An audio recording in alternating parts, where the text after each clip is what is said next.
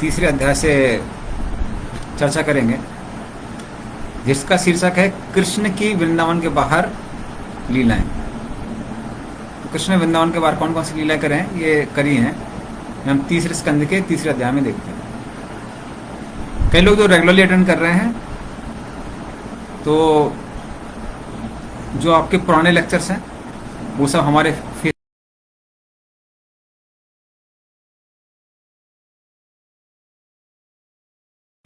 ओम अज्ञानतिमिरन्धस्य ज्ञानाञ्जनशलाकया चक्षुरुन्मिलितं येन तस्मै श्रीगुरुवे नमः। श्रीचैतन्यमनोभीष्टं स्थापितं येन भूतले स्वयं रूपकदा मह्यं ददाति स्वपदान्तिकं। वन्देऽहं श्रीगुरोः श्रीयुतापदकमलं श्रीगुरून् वैष्णवांश्च। श्रीरूपं साग्रजातं सहगना रघुनाथं तं सजीवं साद्वैतं सा अवधूतं परिजनासहितं कृष्णचैतन्यदेवं श्रीराधा कृष्णपादान् सहगना ललिता श्रीविशाखान्वितंश्च। नमो विष्णुपादाय कृष्णाप्रेष्ठाय भूतले श्रीमते भक्तिवेदान्त स्वामिनिति नामने। नमस्ते सरस्वते देवे गौरवाणी प्रचारिणे निर्विशेषशून्यवादी पाश्चात्यदेशतारिणे। वाञ्छाकल्पतरुभ्यश्च कृपा सिन्धुभ्यश्च पतितानां पावनेभ्यो वैष्णवेभ्यो नमो नमः। नमो महावदन्याय कृष्ण प्रेम प्रदायते कृष्णाय कृष्ण चैतन्य नामने गौरतुसे नमः। हे कृष्णा करुणा सिंधु दीनबंधु जगत्पते गोपस्य गोपिका कांता राधा कांता नमस्ते। तप्त कंचन गौरांगी श्री राधे वृंदावनेश्वरी वृषभानुसुते देवी प्रणमामि हरिप्रिय। नीलाचल निवासाय नित्याय परमात्मने बलभद्र सुभद्राभ्यां जगन्नाथाय ते नमः। जय श्री कृष्ण चैतन्य प्रभु नित्यानंद श्री अद्वैत गदाधर शिवासादि गौर भक्तवृंद। हरे कृष्णा कृष्णा कृष्ण हरे हरे, हरे राम राम राम हरे हरे। ओम नमो भगवते वासुदेवाय, ओम नमो भगवते वासुदेवाय, ओम नमो भगवते वासुदेवाय। हरे कृष्ण। तो श्रीमद् भागवतम के तीसरे स्कंद के दूसरे अध्याय में उद्धव जी विदुर जी को कृष्ण की अलग अलग लीलाओं के बारे में बताते हैं, और फिर उसके आगे ये चौथे अध्याय में अभी वो कृष्ण की कौन कौन सी लीलाएं वृंदावन के बाहर हुई हैं, तो उसके बारे में बताने जा रहे हैं। तो वो लीलाओं को हम सुनेंगे आज कि कृष्ण ने वृंदावन छोड़ के कौन कौन सी लीलाएं की। तो कृष्ण जब उद्धव जी के साथ अक्रूर जी के साथ में वृंदावन छोड़ के जाते हैं, तो सारे ब्रजवासियों को बड़ा कष्ट होता है, बल्कि गोपियां तो अक्रूर जी के रथ के सामने लेट जाती हैं कि हम कृष्ण को नहीं ले जाने देंगे। लेकिन फिर कृष्ण वादा करते हैं, जिसको बहुत बाद में पूरा करते हैं, कि मैं जल्दी ही वापस आऊंगा। तो ये सुन के गोपियों को सांत्वना मिलती है, और इस तरह से अक्रूर जी कृष्ण को मथुरा लेके जाते हैं। और मथुरा में वो अलग अलग असुरों को मारते हैं, कुवल्लपीड़ नामक हाथी को मारते हैं, उस धोबी को मारते हैं जिसने कृष्ण को वस्त्र देने से मना कर दिए थे।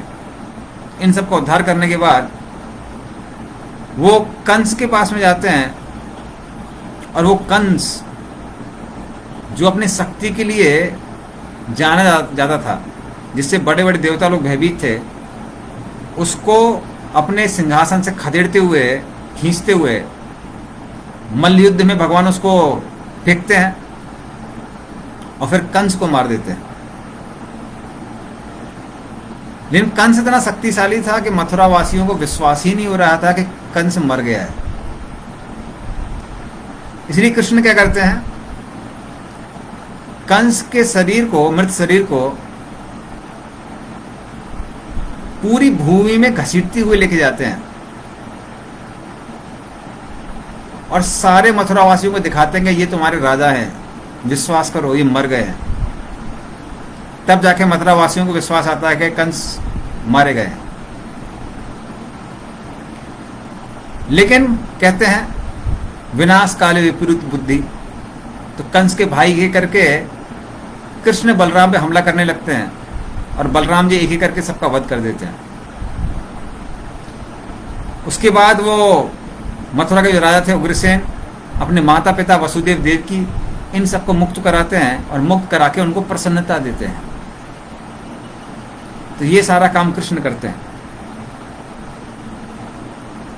उसके बाद कृष्ण, उनका मुंडन होता है।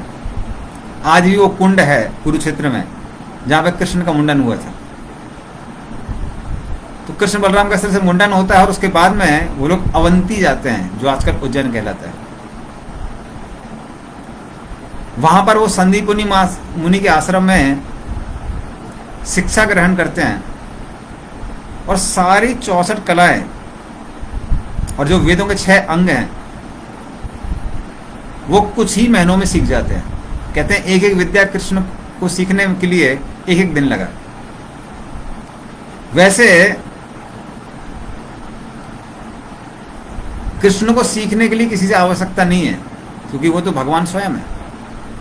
किंतु एक उदाहरण प्रस्तुत करने के लिए हर किसी को विद्या एक गुरु से, एक प्रमाणिक गुरु से ग्रहण करनी चाहिए। इसलिए कृष्ण अवंती जाकर सांदीपनि मुनि से शिक्षा ग्रहण करते हैं। वहां पे उनकी सुदामा से मित्रता होती है और सबको पता है कि कैसे सुदामा और कृष्ण गुरु की सेवा करने के लिए इतना परिश्रम करते हैं। भगवान अपने गुरु के लिए स्वयं लकड़ी लेने जाते हैं और जब वर्षा हो जाती है तो वन में वहीं पर रुक जाते हैं। और गुरु भी बहुत ध्यान रखते थे। उनको चिंता हो जाती है कि भाई ये हमारे सुदामा और कृष्ण आए नहीं है वापस। अगले दिन उनको जब पता चलता है कि सुदामा और कृष्ण, उन्होंने इतना परेशानी झेली उनकी सेवा करने के लिए, तो सांदीपनि मुनि बहुत प्रसन्न हो जाते हैं और कहते हैं जब गुरु प्रसन्न होते हैं तो विद्या व्यक्ति आराम से ग्रहण कर सकता है। तस्यैव कथिता ही अतः प्रकाशन्ते महात्मनः। तो जिसकी भगवान में और गुरु में श्रद्धा होती है उसको वेदों का सार आराम से पता चल जाता है। और उसके बाद संदीपनि मुनि कृष्ण बलराम से आग्रह करते हैं और गुरु दक्षिणा मांगते हैं। क्या गुरु दक्षिणा मांगते हैं? कि हमारे जो पुत्र हैं उन पुत्रों को आप वापस लेके आइए, जो पुत्र मर गए हैं।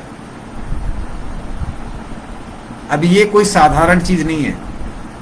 मरे को हुए व्यक्ति को कोई वापस नहीं ला सकता है। लेकिन हम देखते हैं कि कृष्ण और बलराम सांदीपनि मुनि के पुत्रों को ढूंढने के लिए पहले समुद्र में जाते हैं और समुद्र में एक पांचजन्य नामक असुर था जो कि शंख में रहा करता था। उसका वध करते हैं और उसके बाद में उस शंख को कृष्ण प्राप्त करते हैं, जो कि कृष्ण का शंख है। तो कृष्ण के शंख का नाम है पांचजन्य। तो असुर का वध करते हैं। फिर उनको समुद्र देव से पता चलता है कि सांदीपनि मुनि के जो पुत्र हैं वो तो यमलोक जा चुके हैं।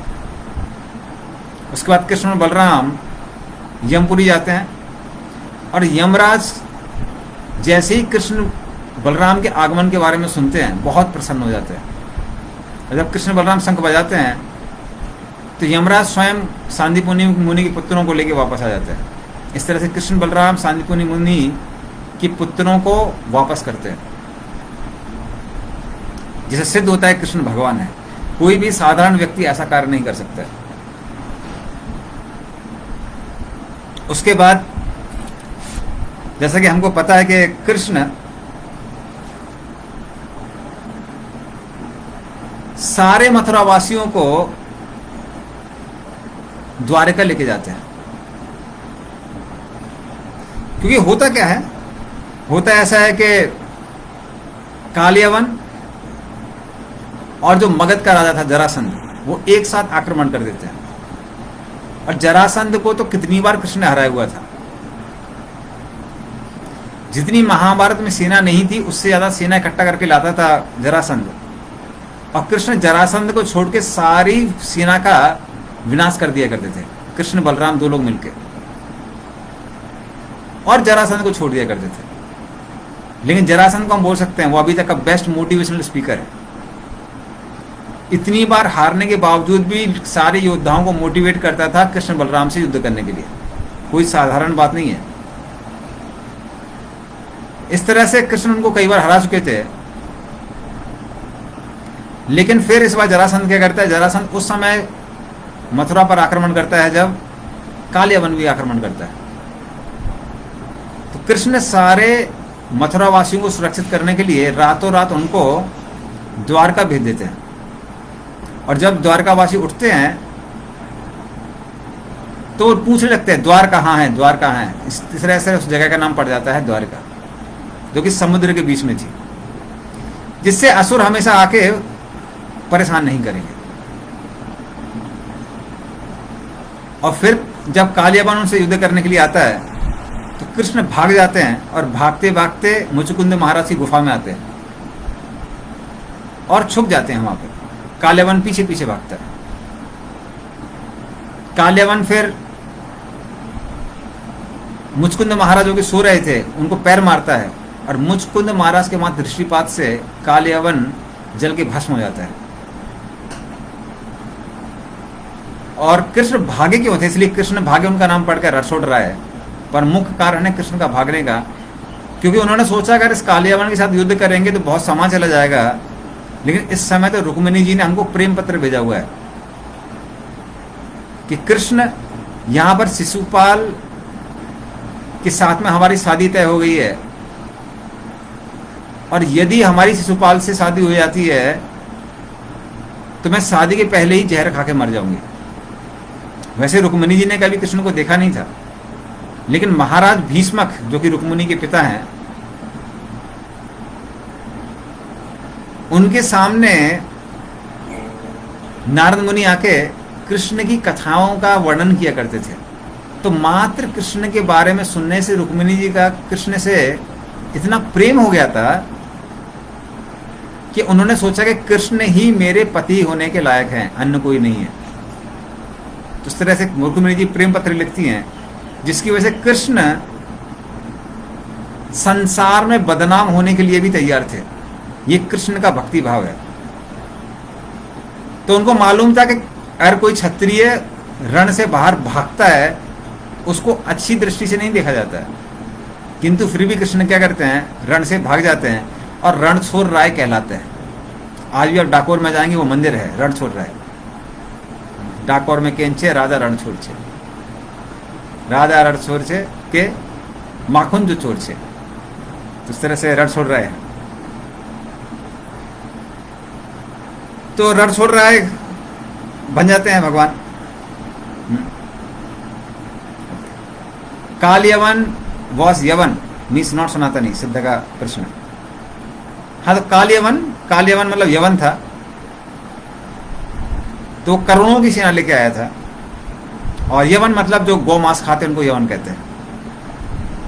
तो सनातन धर्म का नहीं था, वो यवन था। और शायद यही कारण रहा होगा कि कृष्ण से युद्ध नहीं करते। ये अलग कारण भी बोल सकते हैं, क्योंकि युद्ध क्षत्रिय के साथ में होता है, यवनों के साथ युद्ध नहीं होता है।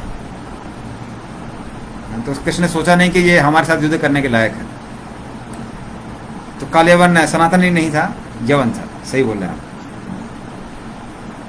और फिर कृष्ण क्या करते हैं, रुक्मिणी जी का पत्र प्राप्त करके तुरंत महाराज भीष्मक के घर में जाते हैं, जो कि विदर्भ में है, महाराष्ट्र में।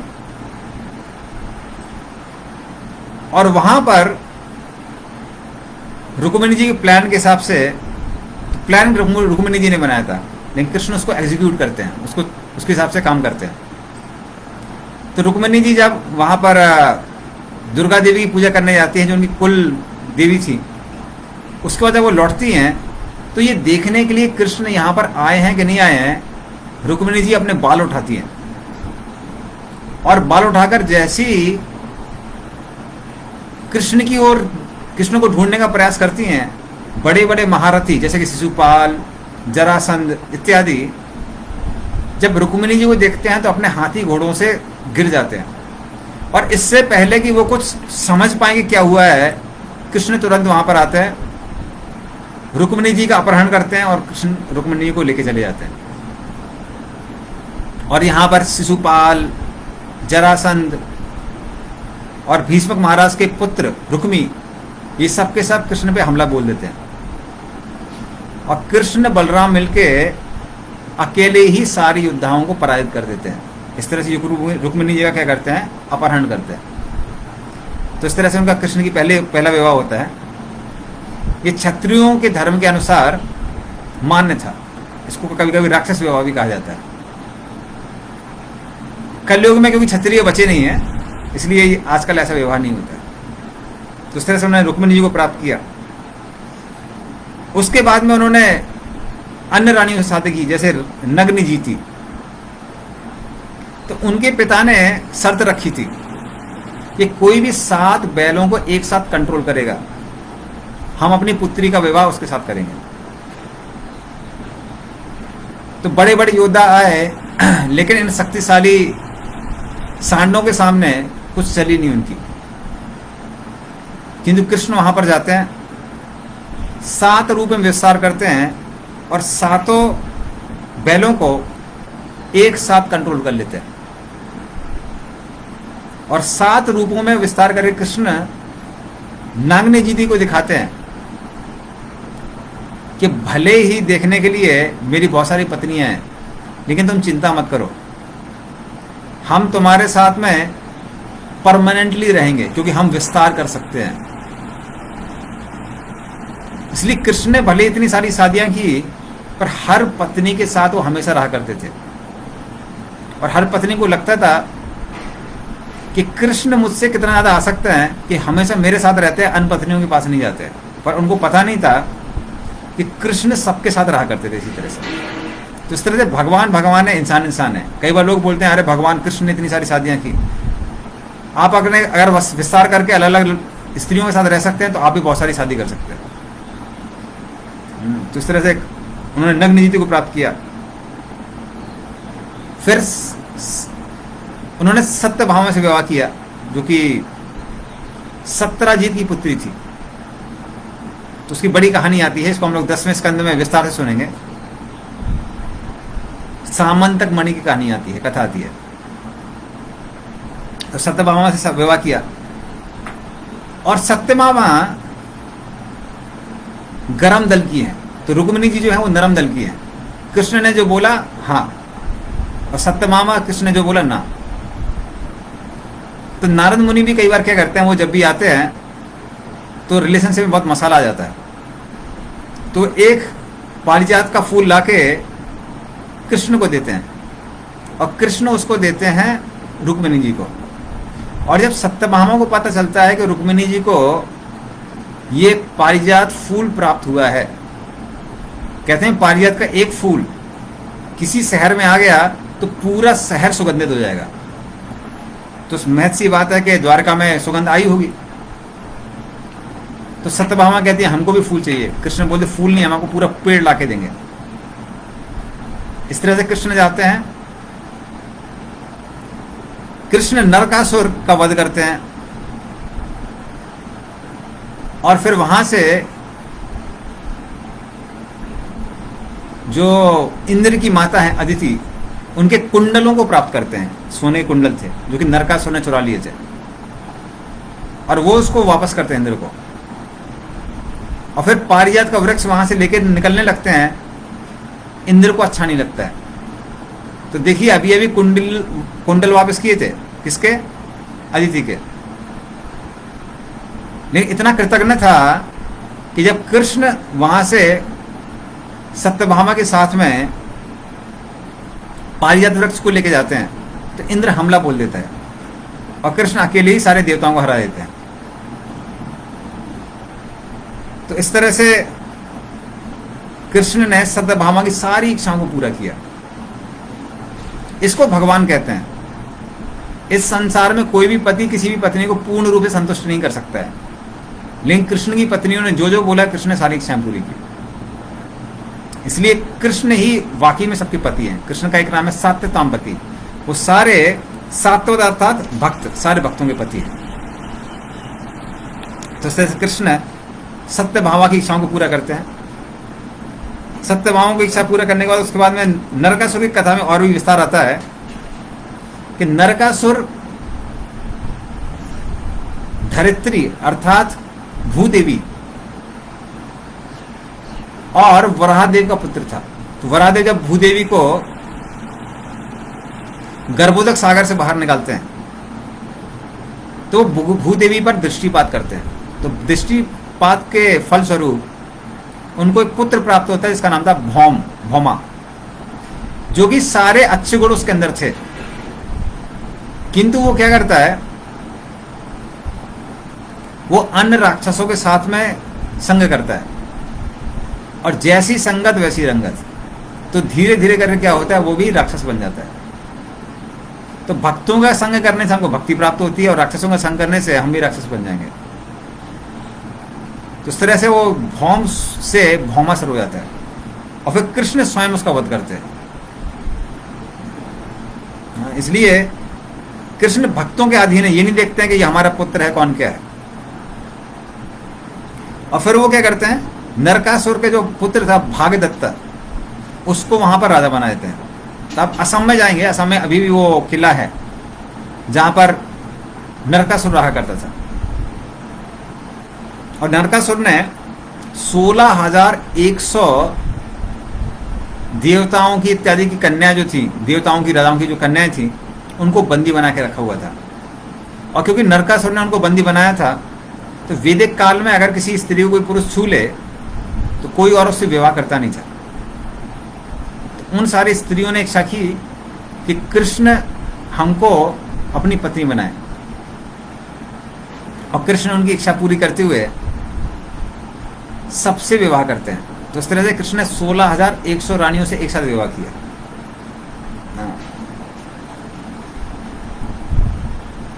तो इस तरह से 8 रानियों से विवाह किया, फिर 16,100 से किया। तो इस तरह से कृष्ण की 16,108 रानियां थी।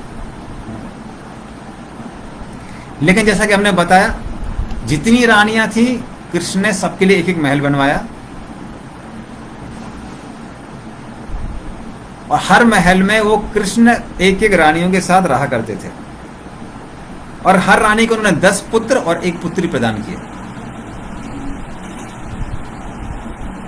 और जब कृष्ण वहां रहा करते थे तो एक बार नारद मुनि वहां पर देखने के लिए आए उनको, और नारद मुनि आश्चर्यचकित रह गए कि कृष्ण के हर महल में अलग अलग टाइम जोन भी था। कहीं पे दिन चल रहा है, कहीं सुबह का समय है और कहीं रात का समय है। कहीं वो देखते थे कृष्ण अभी अभी उठे हैं और वेदों की वाणी के अनुसार सुबह सुबह यज्ञ इत्यादि कर रहे हैं, दान इत्यादि कर रहे हैं। कहीं कहीं दोपहर का काम करते थे, जैसे अस्त्र शस्त्रों का प्रशिक्षण प्राप्त करना। कहीं रात के समय वो वहां से महल से लौट रहे होते थे और सारे पुत्रों को आलिंगन करते थे। तो इस तरह से हर महल में अलग अलग टाइम जोन था। तो जो जो रानियों को जैसा टाइम पसंद था, टाइम भी उस तरह से बदल जाता था। तो इस संसार में समय हमको नियंत्रित करता है, लेकिन भगवान समय को भी नियंत्रित करते हैं। ये भगवान होने का असली मतलब है। आजकल बहुत से मूर्ख लोग हैं जो अपने आप को भगवान बताते रहते हैं। दाढ़ी निकली हुई है, पेट निकला हुआ है, बोलते हैं हम भगवान हैं। हाँ, कई लोगों को बीमारियां हो जाती हैं फिर भी बोलते रहते हैं हम भगवान हैं। कोई व्हील चेयर पर आ जाता है, किसी को कैंसर हो जाता है और कहते हैं हम भगवान हैं। तो भगवान होना कोई साधारण बात नहीं है। भगवान मतलब उस समय को भी नियंत्रित करते हैं, उसको भगवान कहते हैं। तो इस तरह से कृष्ण ने समय को भी नियंत्रित किया। कहां पर? द्वारिका में। उसके बाद बड़े बड़े राक्षस, जैसे हमने बताया कालियावन, तो कालियावन का मुचकुंद के द्वारा उन्होंने वध कराया। जरासंध का उन्होंने भीम के द्वारा वध कराया। और सालवा का वध करना लगभग असंभव था, क्योंकि शिव जी को प्रसन्न करके उसने एक ऐसा विमान प्राप्त किया था जो कि हवा में उड़ सकता था। और ये सिर्फ विमान नहीं था, ये पूरा का पूरा शहर था, और जब चाहे वो अदृश्य भी हो जाया करता था। तो इस तरह से वो बहुत इंटरेस्टिंग कथा है जो आप कृष्णा बुक में पढ़ सकते हैं, या श्रीमद् भागवतम के 10वें स्कंद में पढ़ सकते हैं। तो कृष्ण सालवा का भी ये करते हैं, उसका भी वध करते हैं, और पूरे उसके शहर का नाश कर देते हैं। तो उस तरह सालवा और सारे उसका जो भी राक्षस योद्धा थे सब के सब समुद्र में गिर के मर जाते हैं, पूरे उसका प्लेन का ही नाश कर देते हैं कृष्ण। लेकिन अपने भक्तों को श्रेय देने के लिए वो जरासंध को भीम के द्वारा मरवाते हैं, जबकि जरासंध को कई बार कृष्ण ने अकेले ही पराजित किया था, जब चाहे मार सकते थे, लेकिन खुद नहीं मारते हैं, भीम को श्रेय देते हैं। कालियावन को मारने का श्रेय मुचकुंद को देते हैं। महाभारत में अर्जुन को श्रेय देते हैं हीरो बनने का। तो इस तरह से सारे भक्तों को वो श्रेय के देते हैं, लेकिन कई असुरों को वो खुद भी मारते हैं। संबर को मारते हैं प्रद्युम्न, द्विविध गौरिल्ला को मारते हैं बलराम जी, बाणासुर उसके 1000 हाथ थे, उसके 996 हाथ शिव जी के सामने सामने को काट देते हैं, क्योंकि शिव जी ने उनको प्रोटेक्शन करने का टाइम वो दिया था, वादा किया था। लेकिन शिव जी के समक्ष ही 1000 हाथ को वो 996 हाथ काट देते हैं और सिर्फ 4 हाथ बचते हैं बाणासुर के। तो वो कृष्ण करते हैं। मुरा को मारते हैं तो मुरारी कहलाते हैं। बलबल, दंतवक्र इत्यादि बड़े बड़े दानवों को कृष्ण मारते हैं, बड़े बड़े राक्षसों को मारते हैं। दंतवक्र, विदुरथ सबको मारते हैं। और बाकी जो योद्धा थे उनको पांडवों के हाथों मरवा देते हैं। और दुर्योधन जो कि कर्ण, दुशासन, शकुनी इनके बहकावे में आकर पांडवों को इतना कष्ट देता है, उसको भगवान क्या करते हैं, उसको भीम के हाथों मरवाते हैं। उसको मारने का आइडिया भी कृष्ण ही देते हैं, अन्यथा दुर्योधन का पूरा शरीर वज्र का बन गया था। जैसे ही कथा आती है कि गांधारी उन्होंने आंख में पट्टी बांधी हुई थी क्योंकि धृतराष्ट्र अंधे थे, लेकिन उन्होंने सोचा कि जब मेरा पति अंधा है तो मैं अपने पति से श्रेष्ठ कैसे हो सकती हूँ, तो आंख में पट्टी बांध लेती हैं। और उनके सत्यत्व के कारण उनके पास बहुत सारी शक्तियां थी। तो वो दुर्योधन से कहती हैं कि तुम नग्न अवस्था में आना और जब मैं तुम पर दृष्टिपात करूंगी तुम्हारा पूरा शरीर वज्र का बन जाएगा।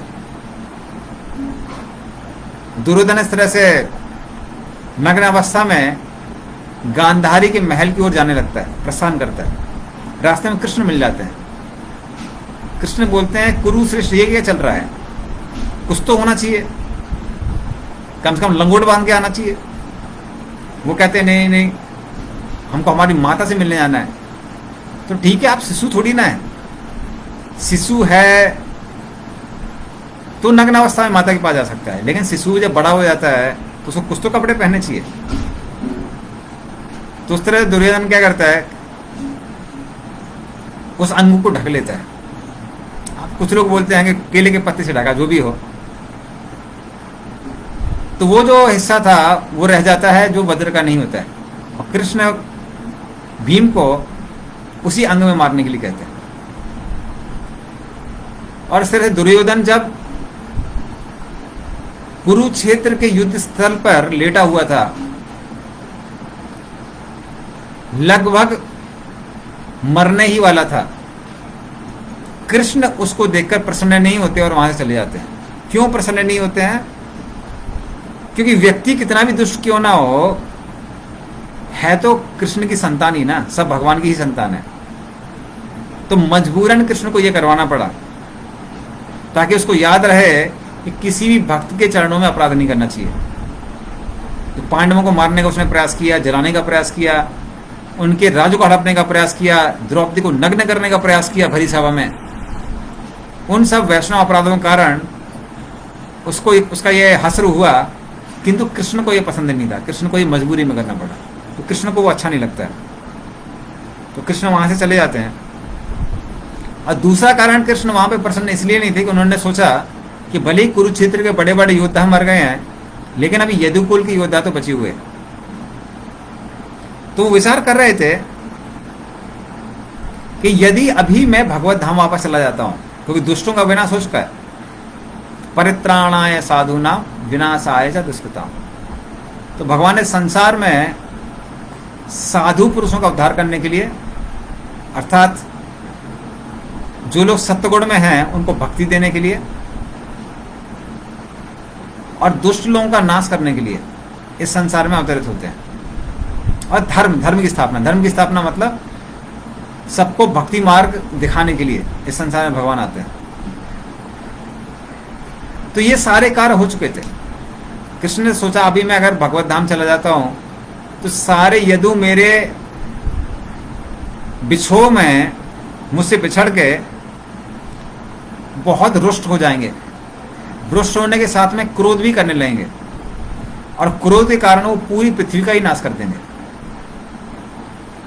तो कृष्ण ने सोचा ये उचित नहीं है, इसलिए मुझे क्या करना चाहिए,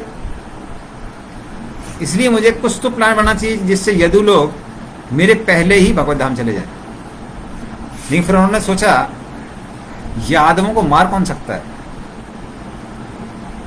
क्योंकि यमराज भी यादवों को नहीं मार सकते हैं, क्योंकि यादव तो मेरे भक्त हैं, तो यमराज जी क्यों मारेंगे। तो उन्होंने सोचा कुछ तो प्लान बनाना चाहिए। तब उन्होंने सोचा यादव ही एक दूसरे का नाश कर सकते हैं। तो उस तरह से कृष्ण ने क्या किया, मौसल लीला रखी। तो वो पूरा डिजाइन किया भगवान ने। तो मौसल लीला कैसे होती है वो थोड़ा सा हम लोग वर्णन करते हैं कि पिंडार्क करके एक क्षेत्र है, प्रभास में ही जगह है, जहां पर सारे यादव लोग पिंडदान करने के लिए जाते हैं। और पिंडदान के बाद में वहां पे क्या करते हैं वो लोग, मदिरा पान भी करते हैं, जो कि द्वापर युग में उस समय क्षत्रियों के लिए अलाउड थी। आजकल क्योंकि क्षत्रिय बचे नहीं है, सब नाम के क्षत्रिय हैं, इसलिए अलाउड नहीं है उनको। हाँ, उसके पहले की आपको कथा बताते हैं, थोड़ा विस्तार से बताते हैं। उसके पहले क्या था कि वसुदेव और देवकी के समक्ष सारे ऋषिगण आते हैं, नारद मुनि, व्यासदेव इत्यादि, और वो सब वसुदेव और देवकी के लिए यज्ञ करते हैं। यज्ञ के पश्चात वो लोग यहां चले जाते हैं पिंडार्क में, और वहां पर कृष्ण के जो पुत्र थे वो आपस में खेल रहे थे। खेलते खेलते उनके मन में आया कि इन साधु सन्यासियों के साथ में कुछ मजाक करते हैं। तो कृष्ण के जो एक पुत्र हैं जामवंती से, जिनका नाम है सांभा, तो सांब के साथ में क्या करते हैं, सांब को एक स्त्री की तरह वस्त्र पहनाते हैं उसको, और उसके पेट में कुछ कपड़े डाल देते हैं जाके वो लगे वो गर्भवती है। और बाकी बालक जाके सारे ऋषि गणों से पूछते हैं, कहते हैं हे ऋषिगण, आप तो त्रिकालज्ञ हैं, भूतकाल, वर्तमान काल, भविष्य को जानने वाले हैं, तो हमारे साथ में ये जो स्त्री है ये बहुत शर्मीली है, ये कुछ पूछना चाहते हैं, पूछ नहीं पा रही है, इसी वजह से इसकी तरफ से हम पूछते हैं आपसे, इसके गर्भ में जो बच्चा है वो लड़का है या लड़की है। तो वो लोग सोच रहे थे कि अगर हम बोलेंगे, वो बोलेंगे कि लड़का है तो भी गलत है, वो बोलेंगे लड़की है तो भी गलत है, क्योंकि कुछ है ही नहीं बच्चा। और यदि वो कहेंगे कि हम नहीं जानते हैं तो हम लोग हंस सकते हैं, बोल सकते हैं अरे भाई कैसे साधु सन्यासी, आप जानते नहीं हैं। लेकिन कृष्ण से प्रेरित होके वहां पे जो ऋषिगण थे वो उनको श्राप दे देते हैं, कहते हैं कि इससे एक गदा उत्पन्न होगी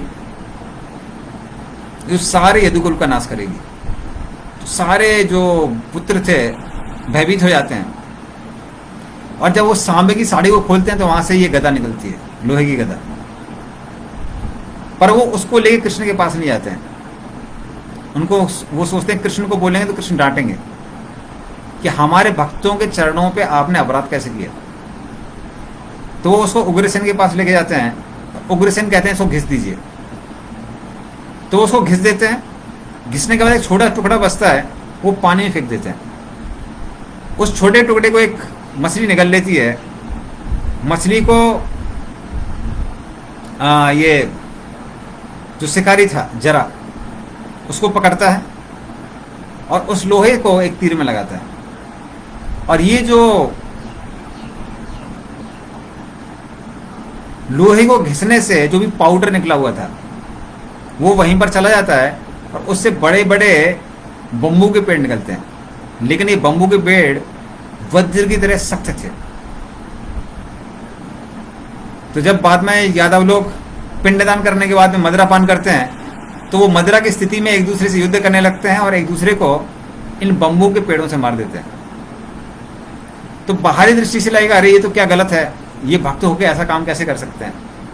लेकिन कृष्ण को मालूम था कि जब तक ये लोग एक दूसरे को नहीं मार पाएंगे यमराज भी इनको मार नहीं सकते।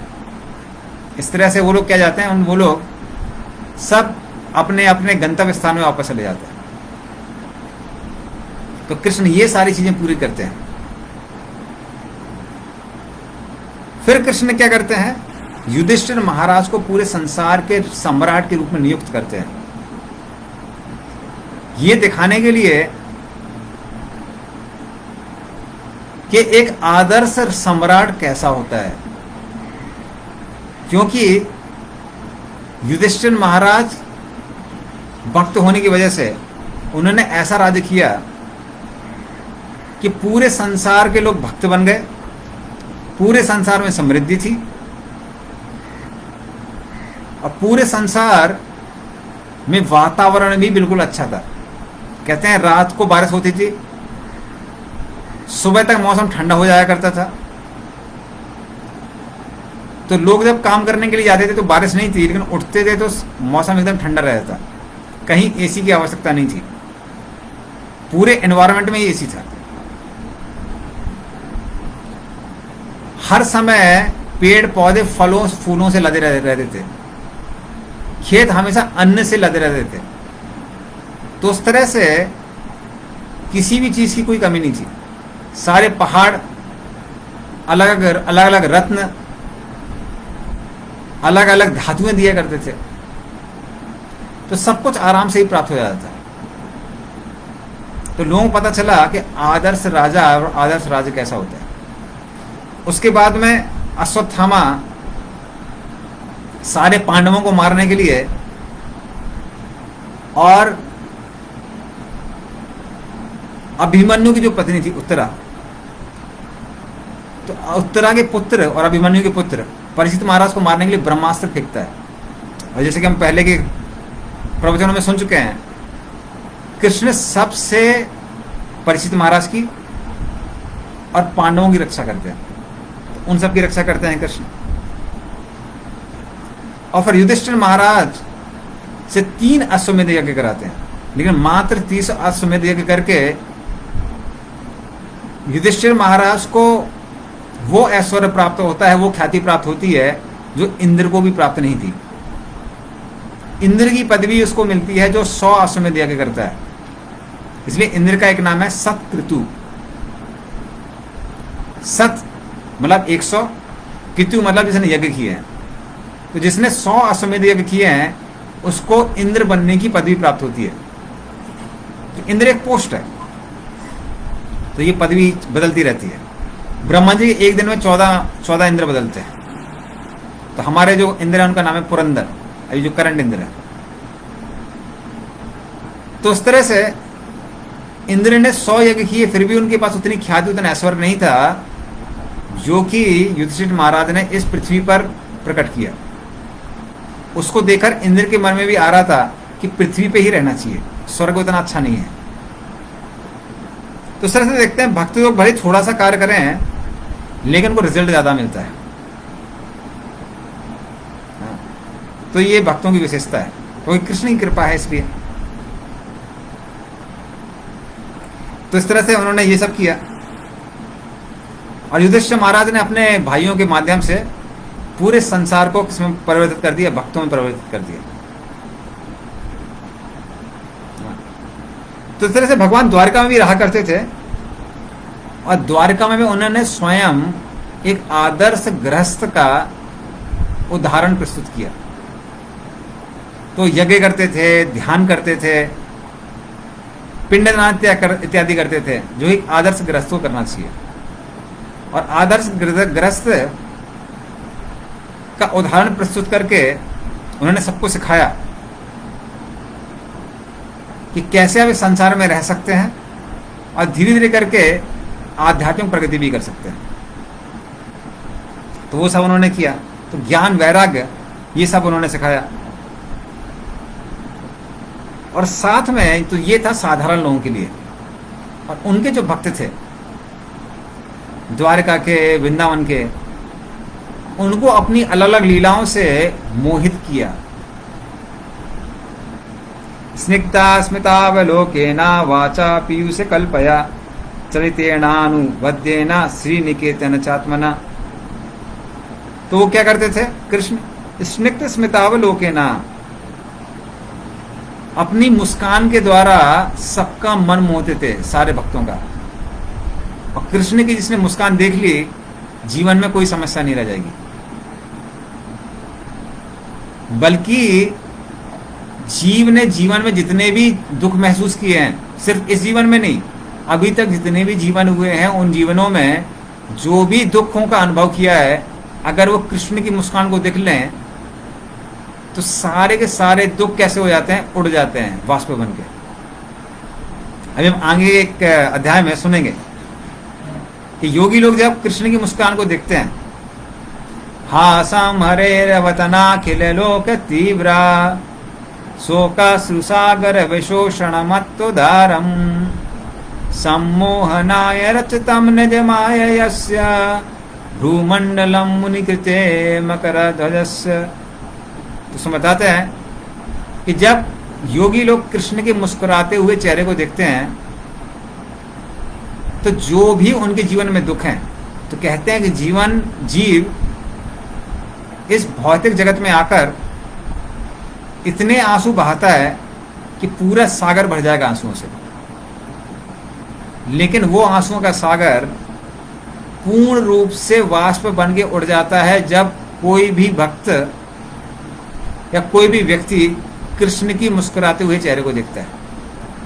तो कृष्ण की मुस्कान में उतनी शक्ति है। फिर वाचा पीयूष कल्पया, कृष्ण जब इस तरह से देखते हैं, मुस्कुराते हैं, तो सब लोग प्रसन्न होते हैं। और वाचा पीयूष कल्पया, कृष्ण के जब शब्दों को सुनते हैं तो ऐसा लगता है किसी ने कानों में अमृत डाल दिया है। तो इस तरह से कृष्ण जब बोलते थे, सारे भक्तों को लगता था कि मान लो कान से हम अमृत का पान कर रहे हैं। तो कान हो जाते थे मुंह जैसे, और उस जीभ के द्वारा वो कृष्ण के शब्दों का जो अमृत था उसका पान किया करते थे। चरितेनानुबद्धेना, और उनका चरित्र कैसा था? जिसमें कोई भी त्रुटि नहीं हो सकती है। त्रुटिहीन चरित्र था कृष्ण का। कई बार लोग बोलते हैं कि कृष्ण ने ये किया वो किया, लेकिन अगर आप ध्यान से कृष्ण के चरित्र को देखेंगे और अगर आप धर्म जानने वाले हैं तो आप कृष्ण के चरित्र में त्रुटि नहीं पा सकते हैं, प्राप्त कर सकते हैं। कृष्ण ने माखन चोरी की 5 साल तक। 5 साल का बच्चा अगर मान लीजिए कोई माखन चोरी करता है तो लोग उसको मजाक में लेते हैं, बड़ा बच्चा करता है तो उसको चोर कहते हैं। उसके बाद कृष्ण ने रासलीला की, लेकिन वो 10 साल 7 महीने तक तो वृंदावन में रहे हैं। तो अगर 7-8 साल का बच्चा अगर किसी स्त्री के साथ नृत्य कर रहा है तो उसमें किसी को कोई परेशानी नहीं होगी। आजकल लोग पेंटिंग ऐसी बना देते हैं कि जैसे कृष्ण बहुत बड़े हैं, राधा रानी बहुत बड़ी हैं, पर कृष्ण वृंदावन में मात्र 10 साल 7 महीने तक रहे, उसमें भी कोई त्रुटि नहीं थी। कृष्ण ने इतने सारे विवाह किए जो कि क्षत्रियों के लिए अलाउड थे, और सिर्फ मात्र ऐसा नहीं कि उनको असंतुष्ट छोड़ दिया, सारी पत्नियों के साथ में उन्होंने उतने रूपों में विस्तार भी किया। तो कृष्ण के चरित्र में बिल्कुल भी त्रुटि नहीं है, वो त्रुटिहीन है। महाभारत का युद्ध के लोग पीछे लोग कहते हैं अरे कृष्ण की वजह से युद्ध हुआ, कृष्ण ही शांति दूत बन के गए थे।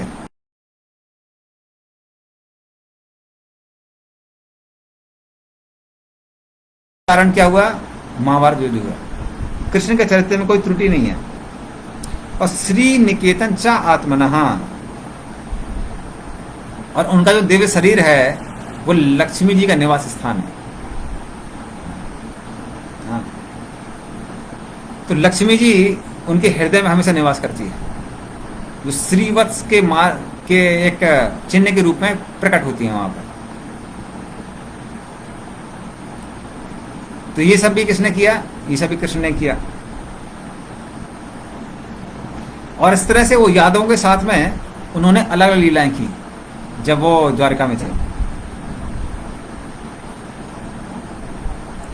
तो इस तरह से वो गृहस्थ जीवन में रहे, और गृहस्थ जीवन में रहते हुए भी उन्होंने दिखाया कि कैसे व्यक्ति निरासक्त रह सकता है, उसको आसक्त होने की आवश्यकता नहीं है।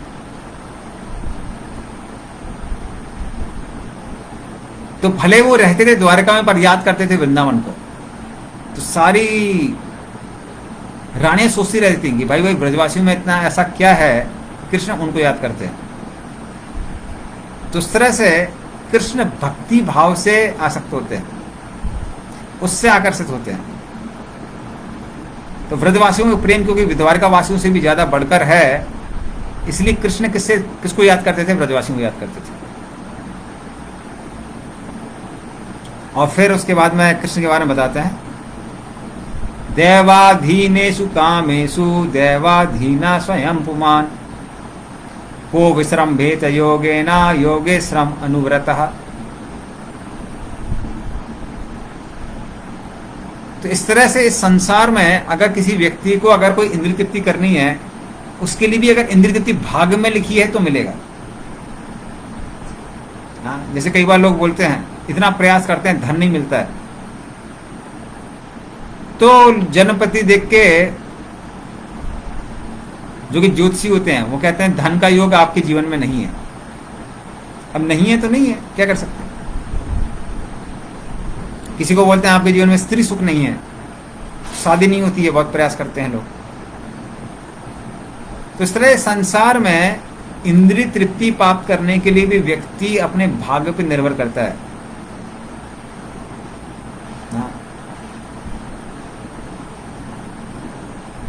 लेकिन उसको यह समझ में नहीं आता है कि कृष्ण की जो क्रियाएं हैं वो असाधारण हैं, दिव्य हैं। उनको क्या लगता है कृष्ण हमारे जैसे हैं।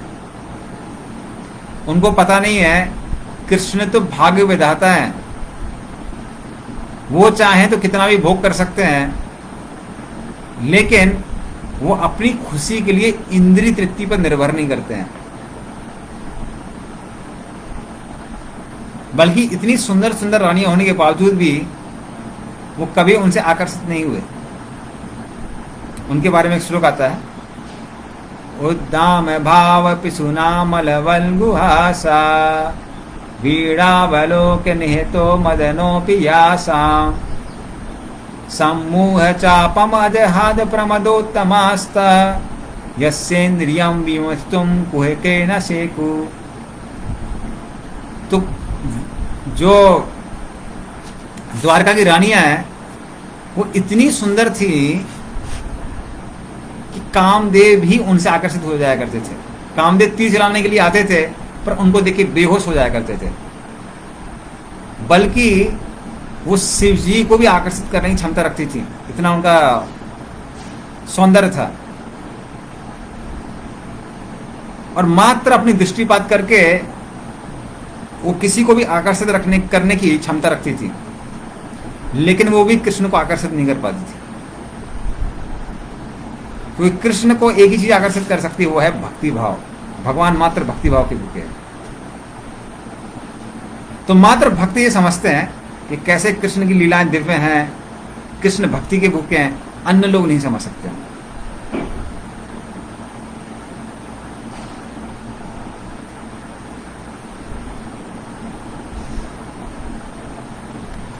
तो इस तरह से कृष्ण ने इस संसार में लीलाएं की और स्वयं वो कहां चले गए, उसके बाद वो भगवत धाम चले जाते हैं। तो जरा नामक जो व्याध था वो कृष्ण पे हमला करता है। एक समझता है कि हिरन है और तीर को मारता है, जैसे कि हमने बताया उसी तीर को लेता है। और जब उसको पता चलता है कि ये तो भगवान कृष्ण है तो उनसे क्षमा मांगता है। और वैसे किसी की एड़ी में अगर तीर मारा जाए तो कोई व्यक्ति मरता नहीं है। और कृष्ण का शरीर तो सच्चिदानंद का बना हुआ है, तो क्या होता है, वो तीर कृष्ण को के शरीर को पार करके वहां से निकल जाता है। और वो जब वो क्षमा मांगते जरा, तो कृष्ण पहले जरा को भगवत धाम भेजते हैं, उसके बाद उद्धव जी को उपदेश देते हैं। पूरी आप देख सकते हैं, लंबी से उद्धव गीता है 11वें स्कंद में।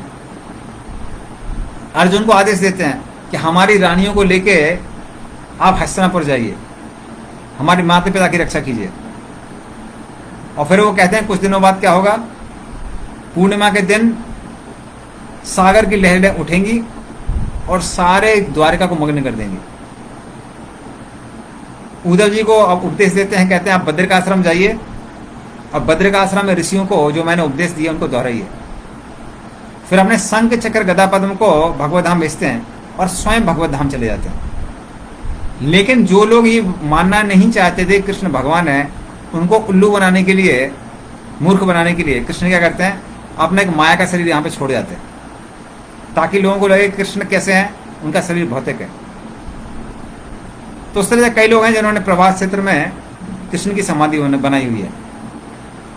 लेकिन वो सब कृष्ण ने क्या किया, कृष्ण ने लोगों को मूर्ख बनाने के लिए किया, क्योंकि जो उनका असली शरीर था उसको, उसके साथ में तो वो भगवत धाम वापस चले जाता है। तो कृष्ण का शरीर भौतिक नहीं है, कैसा है, आध्यात्मिक है। तो उस तरह से उद्धव जी विदुर जी को कृष्ण की लीलाओं के बारे में बताते हैं और फिर वो आगे बद्रिका आश्रम जाने की तैयारी करते हैं। उसके बाद क्या होता है वो हम लोग अगले हफ्ते में श्रीमद् भागवतम कक्षा में यहीं पे सुनेंगे। तब तक हम कथा को यहीं विराम देते हैं। गंधरा श्रीमद् भागवतम की जय, श्री गोपाद की जय।